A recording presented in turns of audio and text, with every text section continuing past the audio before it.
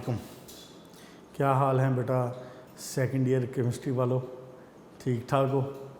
हमारे एक टीचर हुआ करते थे, शायद एफएससी की या बीएससी की बात है, वो ऐसे कहा करते थे, हाँ भी बच्चों सुनाओ की हाल है ताड़ा ये उनका एक अंदाज़ हुआ करता था।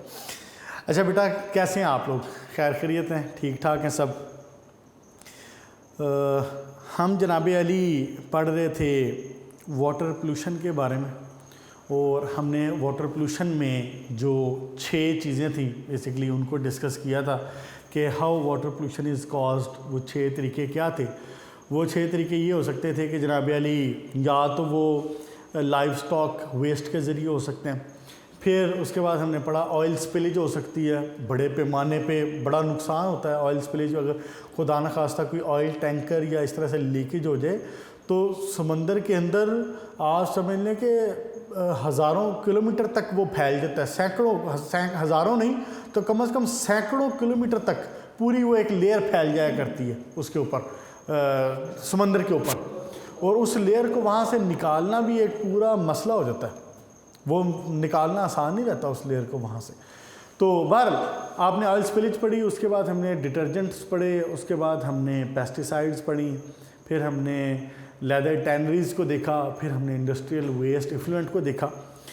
उसके बाद आज हमने बेटा शुरू करना है पेज नंबर 314 के ऊपर, factor affecting the quality of water. Factor affecting quality of water। मतलब क्या है इसका? बेटा जो पानी आप कंज्यूम करते हैं घरों में, डोमेस्टिक उसका इस्तेमाल जो भी इंडस्ट्री में किया जाता है, ये पानी एक ख़ास क्वालिटी का होता है। हम गंदला पानी, गंदा पानी इस्तेमाल नहीं करते, ऐसी है ना। एक ख़ास क्वालिटी का वाटर होता है। आप मिसाल के तौर पे चाहे आप घर में इनका पानी जो गवर्नमेंट का ट्यूबवेल का सप्लाई करता पानी है, चाहे आप ये इस्तेमाल करें, चाहे आप नेस्ले का पानी इस्तेमाल करें, चाहे आप गोरमे वगैरह का पानी इस्तेमाल करें, तो वो पानी एक ख़ास क्वालिटी का होता है। उन्होंने उसके ऊपर स्पेसिफिकेशंस लिखी होती हैं, बॉटल के ऊपर, बॉटल के बाहर वहाँ पे स्पेसिफिकेशंस लिखी होती हैं। एक ख़ास क्वालिटी का वाटर होता है। हम उस क्वालिटी ऑफ वाटर में बहुत तफसील से नहीं जाएंगे, हम एक जनरल सी बात करेंगे कि वाटर क्वालिटी का कैसे पता चल सकता है। वाटर क्वालिटी का पता चल सकता है डिज़ोल्व ऑक्सीजन से। किस चीज़ से पता चल सकता है? डिज़ोल्व ऑक्सीजन से। देखें ज़रा, ये एक डिज़ोल्व, ये एक ऐसा पैरामीटर है, ऐसा जनरल पैरामीटर है।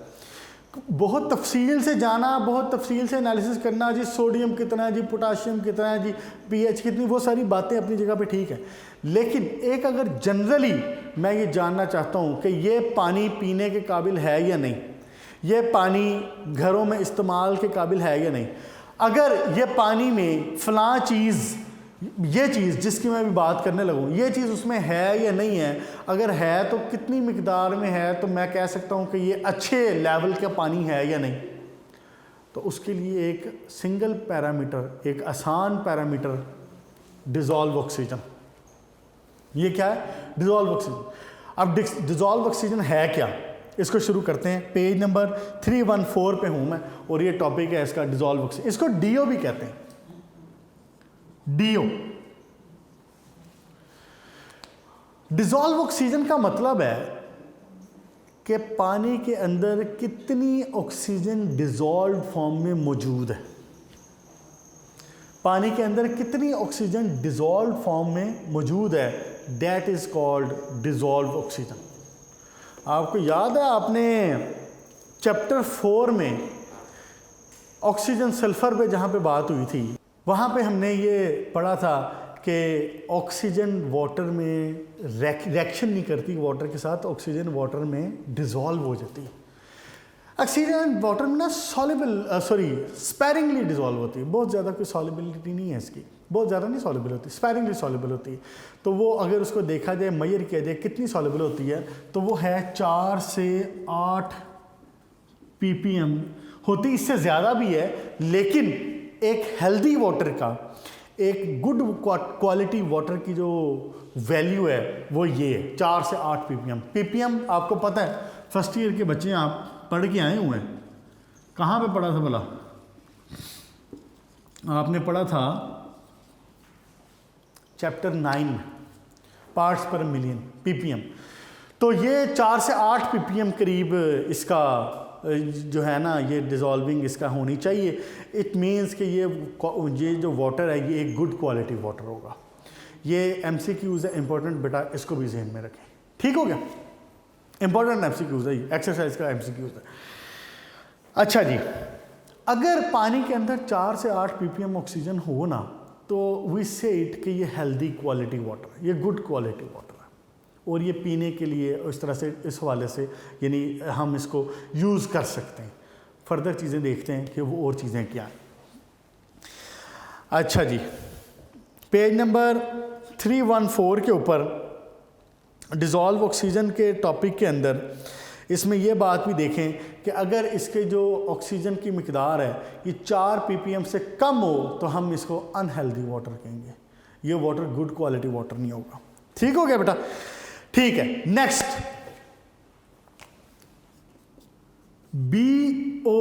इसको कहें बायोलॉजिकल ऑक्सीजन डिमांड, BOD। ये जनाब अली दूसरा पैरामीटर है। मैंने आपसे जिक्र किया ना पहले कि बहुत सारे पैरामीटर हैं वैसे तो, लेकिन उसमें top of the list dissolve oxygen. ये बेसिकली डिज़ोल्व ऑक्सीजन को मेजर करने और उसी के रेफरेंस में एक तरीका है, वो क्या? Biochemical oxygen demand. इसको क्या कहते हैं? Biochemical oxygen demand. इसका मतलब क्या? देखें, ऑक्सीजन की अमाउंट को वाटर में कम करने के 2 तरीके हो सकते हैं मेन। बेटा ये थोड़ी सी कंसेप्चुअल बात है, इसको ज़हन में रखो, अभी समझ आ जाएगी सारी बात। मैंने आपको पहले बताया कि dissolved oxygen means it's a good quality water. 4 से 8 ppm अगर ऑक्सीजन इसके अंदर मौजूद है, it means it's a good quality water. अब मैं ये कह रहा हूँ कि इस ऑक्सीजन की मिकदार को डिस्टर्ब करने वाली 2 चीज़ें हो सकती हैं, इसको पोल्यूट करने वाली 2 चीज़ें हो सकती हैं। क्या क्या? एक, मे बी ये कोई माइक्रो ऑर्गेनिजम्स हों, ये भी कोई वायरसेस हों, मे बी कोई बैक्टीरियाज हों, मे बी फंगस हों। Those things will consume oxygen. उन्होंने भी तो रेस्पिरेशन करनी है ना, उन्होंने भी तो बेसिकली ये जो क्या नाम है इसका, बैक्टीरियाज वगैरह हैं, ये अपनी एनर्जी कैसे अपने अंदर अपने लिए अवेल करते हैं? ये बेसिकली जो ऑर्गेनिक कंपाउंड्स हैं उनको ब्रेक डाउन करते हैं, उनकी ऑक्सीडेशन करवाते हैं। जब इनकी ऑक्सीडेशन करवाई जाती है, इनको ब्रेक डाउन करते हैं। यानी कि अगर एक एग्जांपल दूं तो मैं यहाँ पे लिख सकता हूँ कि वो लेट्स से ग्लूकोज है, वो इसकी ऑक्सीडेशन करवाते हैं। मैं बैक्टीरियाज की बात कर रहा हूँ, वो इसकी ऑक्सीडेशन करवाते हैं और इसके नतीजे में बनता क्या है? CO2, और साथ में क्या निकलता है? एनर्जी। इस एनर्जी को वो अपने लिए कंज्यूम करते हैं। कार्बन डाइऑक्साइड इसके नतीजे में पैदा हुई और अपना जो एनर्जी निकली है वो उन्होंने कंज्यूम की। लेकिन एक चीज़ उन्होंने साथ में और पहले कंज्यूम की, वो क्या है? ऑक्सीजन। दूसरी चीज़ क्या हो सकती है? दूसरी चीज़ हो सकते हैं आपके कोई केमिकल्स ऐसे हों, आपके मुमकिन है आपका जो वाटर आ रहा है उसके अंदर मुमकिन है कोई केमिकल ऐसे हों जो उसकी क्वालिटी को ख़राब कर रहे हों, उसके अंदर मौजूद ऑक्सीजन को कंज्यूम कर रहे हों। आगे वही बात मैंने आपको बताया ना, 4 से ppm से कम अगर हो गया DO, it means it's not a good quality water. अब वो डिज़ोल्व ऑक्सीजन को कंज्यूम करने वाली कौन सी चीज़ें हैं? Maybe those are microorganisms और maybe those are some kind of chemicals. Which are consuming that oxygen. अब उनको मेजर करने के हमारे पास ये दो तरीके हैं। बीओडी, बायोकेमिकल ऑक्सीजन डिमांड, नाम से जाहिर है बायोकेमिकल, वो उसके अंदर organisms which will be consuming oxygen. दूसरी चीज केमिकल ऑक्सीजन डिमांड। बेटा ये सारे ना, इसको बोलते हैं सीओडी। ये सारे इंपॉर्टेंट शॉर्ट क्वेश्चन बनते हैं। अगर लॉन्ग क्वेश्चन बनेगा वो कह सकता है कि जी factor affecting the quality of water, लेकिन लॉन्ग से ज़्यादा ये शॉर्ट इंपॉर्टेंट है। वो पूछ लेता है बताएं डीओ क्या है, बताएं बीओडी क्या है, बताएं सीओडी क्या है। ठीक हो गया। तो ये बेसिक, और इनको इन नाम से याद रखना है। वो हो सकता है वो बायोकेमिकल ऑक्सीजन डिमांड के, लेकिन हो सकता है वो सिर्फ ये कह दे बीओडी बताएं। ये इनकी अप्रूव्ड जो एब्रीवेशंस है, डीओ, बीओडी, सीओडी। ठीक हो गया जी। अच्छा, अब बीओडी हम मेजर कैसे करते हैं? हम क्या करते हैं, जिस पानी में हमने बीओडी निकालनी है ना, हम उस पानी का सैंपल लेते हैं। उस पानी को सैंपल उसका जब लिया जाता है तो उसको सैंपल को किसी बॉटल में डाल के उसको सील कर देते हैं। लेकिन ये सील करने से पहले एक काम करते हैं क्या, कि इसकी ऑक्सीजन मेजर कर लेते हैं। सैंपल लिया, उसकी ऑक्सीजन मेजर कर ली पहले कि कितनी ऑक्सीजन है उसकी, उसके बाद उसको सील कर दिया। सील ऊपर से बोतल एयर टाइट बंद करके इसको 20 to 25 डिग्री सेंटीग्रेड पे 20 to 25 डिग्री सेंटीग्रेड पे 5 डेज के लिए रख देते हैं, बंद करके रख दिया। 5 दिन बाद ये बोतल खोली जाती है और बोतल खोलने के बाद अब इसमें से दोबारा ऑक्सीजन मेजर की जाती है। एक आ जाती है हमारे पास इनिशियल रीडिंग, इनिशियल मतलब शुरू वाली रीडिंग, और एक आ जाएगी आफ्टर 5 डेज फाइनल रीडिंग। इन दोनों को हम बैलेंस करेंगे, इन दोनों को हम देखेंगे कि कितनी अमाउंट ऑफ ऑक्सीजन पहले थी और अब 5 दिन बाद कितनी ऑक्सीजन है। तो जितनी भी ऑक्सीजन उसके अंदर कंज्यूम हुई है वो किसने की होगी? बेसिकली वो उसके अंदर मौजूद जो माइक्रो ऑर्गेनिजम्स हैं उन्होंने की है। क्लियर होगी बेटा बात? यह तरीका होता है जिसके ज़रिए बीओडी मेजर की जाती है, और इससे हमें पता चलता है कि इस पानी के सैंपल के अंदर जो ऑर्गेनिजम्स हैं, माइक्रो ऑर्गेनिजम्स, उनकी अमाउंट कितनी है। बेसिकली वो ऑक्सीजन को कितना कंज्यूम कर, देखें ना, जितने माइक्रो ऑर्गेनिज्म ज़्यादा होंगे उतना ज़्यादा वो ऑक्सीजन को कंज्यूम कर लेंगे। अगर वो कम है तो ऑब्वियसली ऑक्सीजन की कंजम्पशन भी कम होगी। उसके बाद जो आखिरी तरीका, तीसरा तरीका, वो है सीओडी। सीओडी में क्या करते हैं, नाम से जाहिर है केमिकल, इसमें सिर्फ केमिकल, इसमें बायोकेमिकल था, ये केमिकल। केमिकल में क्या करते हैं हम, Cr2O7 डाइक्रोमेट के कंपाउंड यूज करते हैं। इस तरह से छोटी सी एक वाइल होती है, छोटी सी, जैसे समटाइम जैसे आपने देखा होगा, आपको कभी इत्फाक हुआ हो ब्लड सैंपल देने का, तो ब्लड सैंपल आपसे लेने के बाद ना वो एक छोटी सी शीशे की वाइल होती है, उसके अंदर वो रख लेता है। तो इसी तरह की वाइल होती है, उस वाइल के अंदर सैंपल लिया जाता है, उसके अंदर डाइक्रोमेट के आयन लिए जाते हैं, और इमीडिएटली इसका जो है रिएक्शन होता है और पता चल जाता है कि डाइक्रोमेट के आयन्स ने कितनी ऑक्सीजन कंज्यूम की।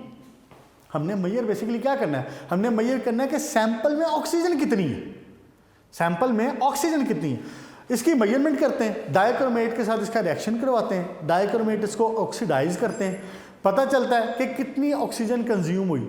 अब ऑक्सीजन तो कंज्यूम हो गई, तो पीछे थोड़ा सा कोई क्रोमेट बच जाता है, डाइक्रोमेट पीछे बच जाता है। फिर इसकी होती है बैक टाइट्रेशन, इसको क्या करते हैं, टाइट्रेट करते हैं, इसकी टाइट्रेशन करते हैं और मेजर कर लेते हैं कि क्रोमेट बचा कितना है। तो जितना क्रोमेट बचा है, initial reading final reading balance होके पता चल जाएगा कि ऑक्सीजन कितनी है। यह तरीक़ेकार होता है बेटा सीओडी मेजर करने का, यह तरीक़ेकार होता है बीओडी का, और इस तरह से हम किसी भी सैंपल में डीओ निकालते हैं and finally we get to know कि जी इस वाटर की क्वालिटी क्या है। नेक्स्ट देखें ज़रा, पेज नंबर 315 पे प्योरिफिकेशन ऑफ वाटर। इंतहाई आसान और इंतहाई इजी लॉन्ग क्वेश्चन है, लेकिन ये आ जाया करता है बोर्ड में, बोर्ड में आया होगा ये पहले क्या है? Purification of water. एक्चुअली होता क्या है कि जो पानी है ना,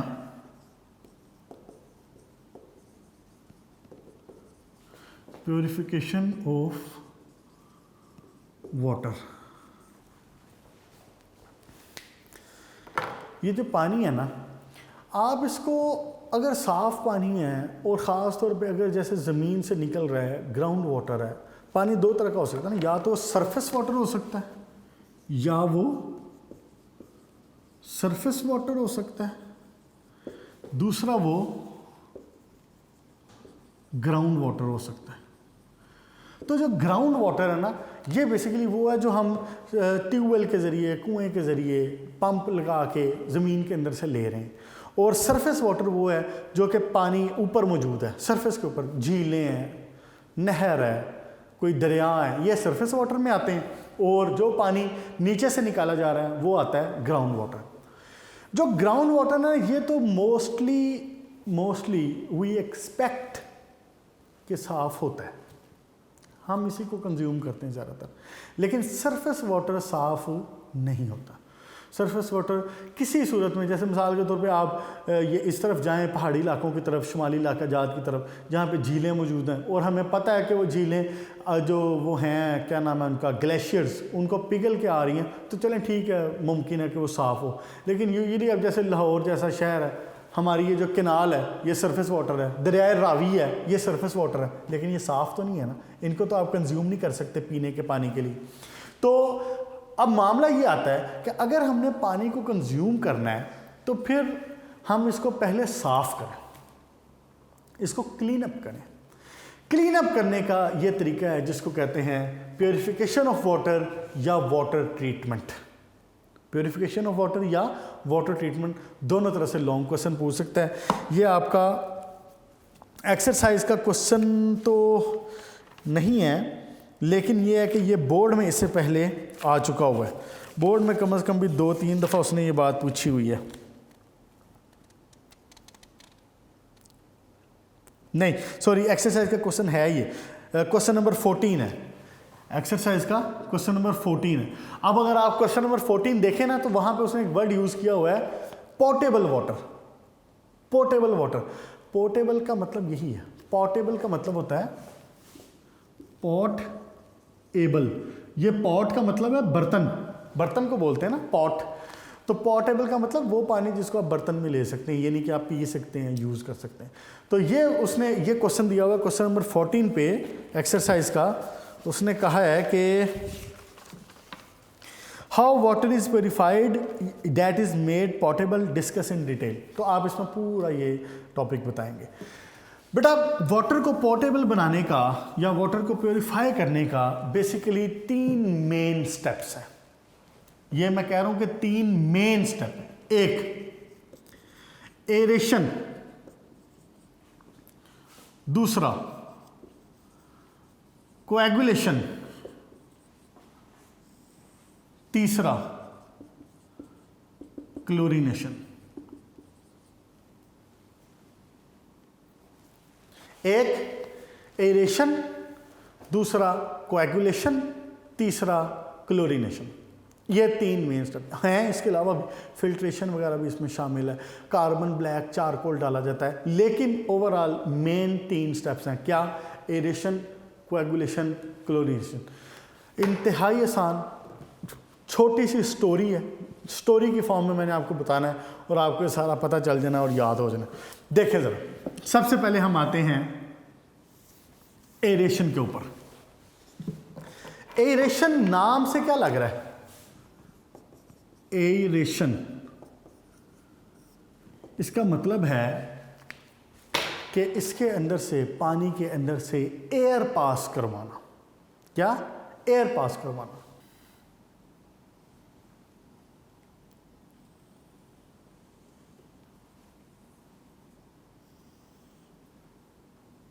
ऐसे करके कंटेनर है, उसके अंदर पानी मौजूद है। यहां पे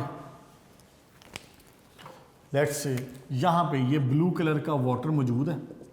हम क्या करते हैं, यहाँ से पंप लगा के साइडों से या नीचे से एयर इसके अंदर पुश की जाती है। आपको याद हो, इत्तेफाक हुआ हो कभी, आपने कभी एक्वेरियम देखा? एक्वेरियम के अंदर आपने एक छोटा सा पंप लगाया होता है। वो पंप क्या कर रहा होता है?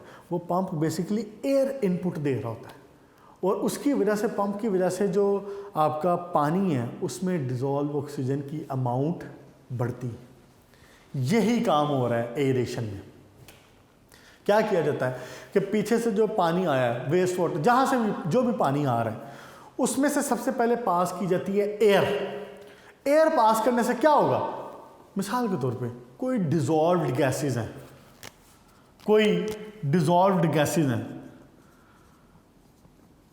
मिसाल के तौर पे कोई भी, जैसे बड़ी कॉमन एक है H2S गैस है, डिज़ोल्व्ड गैसेस हैं इसके अंदर। जब आप एयर पास करवाएंगे तो क्या होगा? वो एयर अपने साथ उन गैसेस को कैरी कर लेगी और बाहर निकल जाएगी। पानी इस लिहाज से साफ़ हो गया। ऐसे ही अच्छा, फिर मिसाल के तौर पे कार्बन कंटेंट ज़्यादा है, कोई ऐसे एलिमेंट्स मौजूद हैं जैसा कि लेट्स से, जैसा कि है आयरन, Fe2 की जो फॉर्म है इसकी, ये अगर इसके अंदर मौजूद हो, क्या नाम है इसका, वाटर के अंदर, तो अगर इसको आप ऑक्सीजन इसमें से पास करवाएं तो क्या होगा? इसकी बेसिकली ऑक्सीडेशन होगी ना। तो ऑक्सीडेशन में क्या होगा? उसमें इलेक्ट्रॉन को ऑक्सीजन ऐड करना और इलेक्ट्रॉन उसमें से रिमूव होना। तो इसमें से इलेक्ट्रॉन रिमूव हुआ, यहाँ पे उसने 2 लूज़ किए हुए थे, यहाँ पे इसने 3 लूज़ किए। आयरन 2 अगर मौजूद हो तो ये कन्वर्ट हो जाता है आयरन 3 में। क्यों? ऑक्सीडेशन की वजह से, जब आप एयर उसके अंदर से पास करवा रहे हैं। इसी तरह और भी बहुत सारे केमिकल, मिसाल के तौर पे कार्बन मौजूद है, लेट्स से कार्बन मौजूद है, वो ऑक्सीजन के साथ मिलेगा, क्या बना देगा? कार्बन डाइऑक्साइड बना देगा। कार्बन डाइऑक्साइड बना के क्या होगा? उसके अंदर से निकल जाएगा। सबसे पहले इसमें से एरेशन की जाती है, इसकी एयर पास करवाई जाती है, लार्ज अमाउंट ऑफ एयर खुली। अगर पानी के अंदर कोई बैड स्मेल है, कोई पानी के अंदर इस तरह का मामला है, कोई गैसेस ट्रैप थी, जैसे डिज़ोल्व गैसेस मैंने आपको कहा, तो वो सारी भी उसके साथ निकल जाएंगी बाहर, एयर के साथ बाहर निकल जाएंगी। सबसे पहले एयरेशन होती है। ठीक हो गया जनाब? अच्छा जी, उसके बाद दूसरी बात फिर होती है कोएगुलेशन। एयरेशन के बाद क्या करवाया जाता है? कोएगुलेशन करवाई जाती है। अब कोएगुलेशन में क्या होना है? कोएगुलेशन का जो वर्ड है ना, कोएगुलेशन, आपको याद है आपने कोलाइडल सॉल्यूशन पढ़ा हुआ है? कोलाइडल सॉल्यूशन याद पड़ता है कि नहीं? आपने मैट्रिक में ज़्यादा तफसील से पढ़ा था। ये एफएससी पार्ट 1 में इतना ज़्यादा तफसील से नहीं था, लेकिन आपको याद होना चाहिए। कोलाइडल सॉल्यूशन क्या है? कुछ सॉल्यूशन होते हैं ट्रू सॉल्यूशन है, क्लियर सॉल्यूशन है, जिनमें से आप एक तरफ से देखते हैं और दूसरी तरफ से लाइट पास करवाते हैं, लाइट उसमें से पास होती है, उसमें कोई चीज़ रोकने वाली नहीं। कुछ सॉल्यूशन होते हैं जो लाइट को रोकते हैं, जिनको आप कहते हैं वहाँ पे सस्पेंडेड सॉलिड मौजूद है उसके अंदर।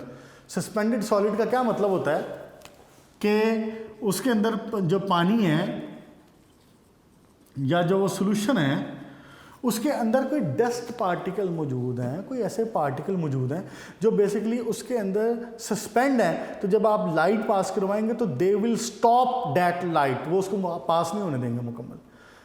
अब अगर आपको याद हो तो दोनों के दरमियान में एक चीज़ थी, वो थी कोलाइडल सॉल्यूशन।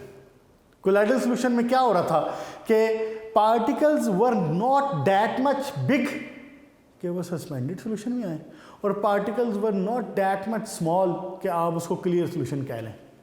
जैसे कोलाइडल सॉल्यूशन में आप दूध है, वो आपका कोलाइडल सॉल्यूशन बनाता है। आप कच्ची लस्सी बनाया करते हैं, दूध के अंदर थोड़ा सा पानी डाल दें, क्या बनता है? कच्ची लस्सी बन जाती ना, वो कोलाइडल सॉल्यूशन। ठीक हो गया? पानी जब गदला होता है तो बेसिकली वो गदलापन इस पार्टिकल्स की वजह से होता है, सस्पेंडेड पार्टिकल्स जो उसके अंदर मौजूद हैं, जो कोलाइड बना रहे हैं। हम क्या करते हैं, हम चाहते हैं कि इन कोलाइडल पार्टिकल्स को नीचे लाया जाए। हम इसके लिए एक बड़ा बेहतरीन इस्तेमाल करते हैं तरीका। वो तरीका क्या है? Use of alum. Alum basically ना एक पाउडर होता है। एलम को ना पानी के अंदर यूं करके ऐसे छिड़क, आपको कभी इत्फाक हो वाटर ट्रीटमेंट प्लांट पे जाने का, बोरियां की बोरियां वो एलम की ख़रीदते हैं। और जब वो वाटर ट्रीटमेंट प्लांट पूरा वो एक जो कंटेनर सा होता है उनका इसके काम करने के लिए, तो उसमें ला के ना पूरी की पूरी बोरी ऐसे फेंकी जाती है, उसके अंदर पूरी ऐसे शावर करते हैं, एलम को थ्रो करते हैं। वो एलम क्या करता है? अब एलम वैसे आपको पता होना चाहिए, फार्मूला क्या होता है एलम का? पोटाशियम सल्फेट, एल्यूमिनियम सल्फेट और वाटर मॉलिक्यूल। ऐसे ही जनाब, जब ये एलम इसके अंदर मौजूद होता है तो ये क्या करता है? ये कैल्शियम हाइड्रोक्साइड के साथ मिलके कन्वर्ट होता है। कन्वर्ट किस में होता है? ये कन्वर्ट होता है, पोटाशियम सल्फेट सेपरेट हो जाता है। अब अगर जो एल्यूमिनियम उसके अंदर मौजूद था अगर लिक्विड के अंदर, तो एल्यूमिनियम हाइड्रोक्साइड बना देगा। एल्यूमिनियम हाइड्रोक्साइड सॉल्युबल नहीं होता, ये नीचे बैठ जाता है। और क्या हो सकता है? कैल्शियम सल्फेट बन सकता है। और क्या हो सकता है? साथ में वाटर बन सकता है। ये इक्वेशन ज़रूर लिखनी है अगर ये वाला पोर्शन आता है, कोआगुलेशन वाला। ठीक हो गया जनाब? कैल्शियम सल्फेट बन सकता है, एल्यूमिनियम हाइड्रोक्साइड, पोटाशियम सल्फेट। तो ये एलम बेसिकली क्या कर रहा होता है? बुनियादी तौर पे कर क्या रहा है? ये तो चलें रिएक्शन हो गया ना, करता क्या है ये वो जो सस्पेंडेड सॉलिड होते हैं ना, उनको जाके हैवी कर देता है, उनको जाके घेर लेता है। डिफरेंट कंपाउंड और बना दिए, कुछ को पोटाशियम सल्फेट बना के नीचे ले आएगा, कुछ को एल्यूमिनियम हाइड्रोक्साइड बना के नीचे ले आएगा, कुछ को कैल्शियम सल्फेट बना के नीचे ले आएगा। कुछ ऐसे हो गए। कुछ पार्टिकल्स होते हैं ना, लाइक जैसे ये मैं एक डॉट लगा रहा हूँ, ये एक मैं डॉट लगाया, ये हल्का सा बिल्कुल पार्टिकल है, ये जाके इसको यूं घेर लेता है। इसके पार्टिकल्स होते हैं बड़े बड़े। जब ये जाके इसको सराउंड करता है तो फिर क्या होता है? इसका मैस बढ़ जाता है। जब इसका मैस बढ़ता है नीचे आ जाता है। पानी साफ। एलम इस लिहाज से बड़ा कमाल का काम करता है। करीब 80% जितना सस्पेंडेड सॉलिड पानी के अंदर मौजूद होता है ना, एलम उसको रिमूव कर देता है। इतना एफिशिएंट है। इसीलिए मैंने बताया ना, वाटर ट्रीटमेंट प्लांट पूरी बोरियां की बोरियां ला के रखी होती हैं उन्होंने। वो बोरी पूरी ऐसे डाली जाती है और उसमें क्लीन अप उसको किया जाता है। जब एलम में से एक दफ़ा एलम की ट्रीटमेंट हो जाती है ना, तो पानी 80-90% तक साफ़ हो जाता है।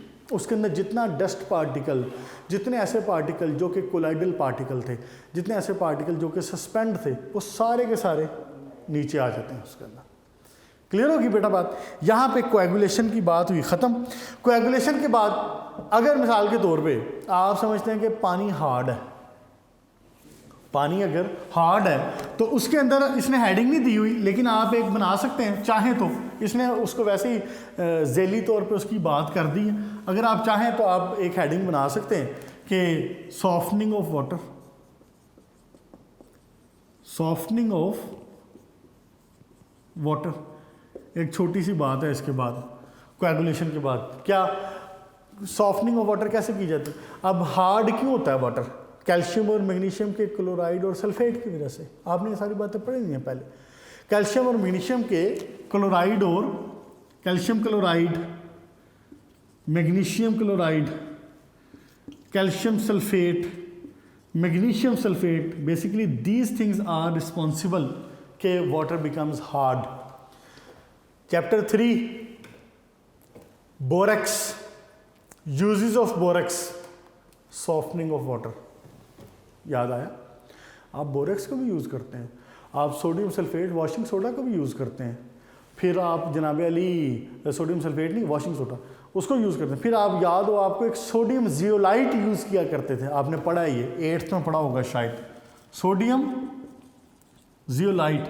बहरहाल इसकी हमें बहुत तफसील में जाने की ज़रूरत नहीं है क्योंकि उसने भी इतनी सी बात की है। तो वैसे भी ये तो जनरल बात है, आपको वाटर सॉफ्टनिंग का पता होना चाहिए कि वाटर, हार्ड वाटर को सॉफ्ट वाटर में कन्वर्ट कैसे किया जाता है। ये तरीके हैं, बोरेक्स इस्तेमाल करते हैं, सोडियम जियोलाइट इस्तेमाल करते हैं, वॉशिंग सोडा इस्तेमाल करते हैं, इसके ज़रिए इसको कन्वर्ट किया जाता है सॉफ्ट वाटर में। अगर इसमें कोई क्लोराइड सल्फेट मौजूद है तो वो इसमें से निकाले जाते हैं। ओके जी, उसके बाद हम लास्ट थोड़ा सा टॉपिक शुरू कर लें, क्लोरीनेशन ऑफ वाटर वाला। चलें ठीक है, इसको इतना रख लें, है वैसे बड़ा आसान है। क्लोरीनेशन ऑफ वाटर में सिंपल ये होता है कि उसमें से क्लोरीन गैस पास करवाते हैं, क्लोरीन गैस पास करवाते हैं या HOCl का कंपाउंड बनाते हैं। चलें बहरहाल इसको यहीं तक रख लें, इंशाल्लाह ताला इसको नेक्स्ट लेक्चर में इसको कर लेंगे। लेकिन ना इंशाल्लाह ताला नेक्स्ट 1 या 2 लेक्चर्स में ना इसको ख़त्म कर देना है चैप्टर को। चलें ठीक हो गया। बहरहाल बेटा यहाँ तक रखते हैं, हम क्लोरीनेशन ऑफ वाटर को नेक्स्ट टॉपिक में इंशाल्लाह नेक्स्ट लेक्चर में देख लेंगे। आज हमने पढ़ा क्या बेसिकली, आज हमने पढ़ा है पेज नंबर 315 के पॉइंट नंबर 2 तक, कोएगुलेशन तक। कल इंशाल्लाह ताला water disinfection by chlorine start करेंगे। आज हमने देखा है कि बेसिकली गुड क्वालिटी वाटर है क्या, उसकी खसूसियात क्या है। तो इसमें हमें बताया गया कि dissolved oxygen is the major. Dissolved oxygen से बात पता चलेगी कि वो वाटर गुड क्वालिटी है या नहीं। अगर ये 4 से 8 ppm तक DO मौजूद है तो विल से कि ये गुड क्वालिटी वाटर है। फिर हम देखा कि वो DO कम कैसे हो रही है, वो 2 तरीक़ों से हो सकता है। या वो कोई ऑर्गेनिक कंपाउंड हो सकता है, जो कोई केमिकल कंपाउंड हो सकता है जो उसको कंज्यूम कर रहा है, में भी कोई माइक्रो ऑर्गेनिजम्स हो। हमने दोनों का तरीका देखा कि बायोकेमिकल ऑक्सीजन डिमांड BOD और COD क्या होती है। फिर हमने ये देखा कि प्योरीफिकेशन ऑफ वाटर क्या है। प्योरीफिकेशन ऑफ वाटर में मेनली ओवरऑल 3 स्टेप्स होते हैं, एरेशन, कोएगुलेशन एंड क्लोरीनेशन। इससे पहले फिल्ट्रेशन वगैरह भी होता है, फिर एडिशन ऑफ चारकोल वगैरह भी होता है, लेकिन वो इसके अंदर छोटे छोटे बातों के तौर पे इस्तेमाल आता है। अब चारकोल डाला जाता है समटाइम, वो भी सस्पेंडेड सॉलिड को, अनवांटेड कलर को दूर करने के लिए चारकोल डाला जाता है। अगर मिसाल के तौर पे कभी आप किसी कैंपिंग पे गए हो ना और वहाँ पे आप देखें कि पानी आपको साफ़ नहीं मिल रहा, तो एक छोटा सा जो आसान तरीका होता है ना उसको साफ़ करने का, आप चारकोल लें, जो कोयला होता है चारकोल, वो लें और उसको स्प्रेड कर दें पानी के ऊपर, यूँ पानी को स्प्रेड कर दें, वो बहुत हद तक पानी को साफ़ करता है चारकोल। आप यूँ स्प्रेड करें, उसके बाद उस पानी को फ़िल्टर करें और इस्तेमाल कर लें। बहरहाल तो हमने ये देखा कि जनाब अली एरेशन क्या है, एरेशन उसमें से एयर पास करवाई जाती है। उससे क्या है कि अगर उसमें DO कम थी तो DO की मिकदार भी पूरी हो जाएगी। फिर हमने देखा कोएगुलेशन करवाई जाती है, कोएगुलेशन में एलम ऐड करवाया जाता है और वो एलम बेसिकली क्या करता है, वो उसमें जितने सस्पेंडेड पार्टिकल्स हैं उनको लेके नीचे आ जाता है। करीब 80% ऑफ वाटर जो है वो क्लीन अप हो जाता है आफ्टर कोएगुलेशन। लास्ट स्टेप इंशाल्लाह ताला क्लोरीनेशन वाला है और उसमें हम क्या करेंगे कि जो इसमें माइक्रो ऑर्गेनिजम्स हैं, देखें ना हमने पानी को स्मेल के हवाले से भी साफ़ कर लिया, हमने पानी को DO के लिए हवाले से भी पूरा कर लिया, फिर हमने पानी को मट्टी गदलापन उसके हवाले से भी साफ़ कर लिया। लेकिन ये भी तो मुमकिन है कि पानी में माइक्रो ऑर्गेनिजम्स हों, वायरसेस, बैक्टीरिया, जो टाइफाइड, कॉलरा, डेजेंट्री और जिसको आप लूज़ मोशन वगैरह और पेचिश कहते हैं, वो सारे बीमारियां कॉज करते हैं। तो उनको ख़त्म करने के लिए हम क्लोरीनेशन ऑफ वाटर करवाते हैं, जो इंशाल्लाह कल पढ़ेंगे। यहाँ तक मुकम्मल तौर पे इसको याद रख लेना, अपना ख्याल रखना। Good luck.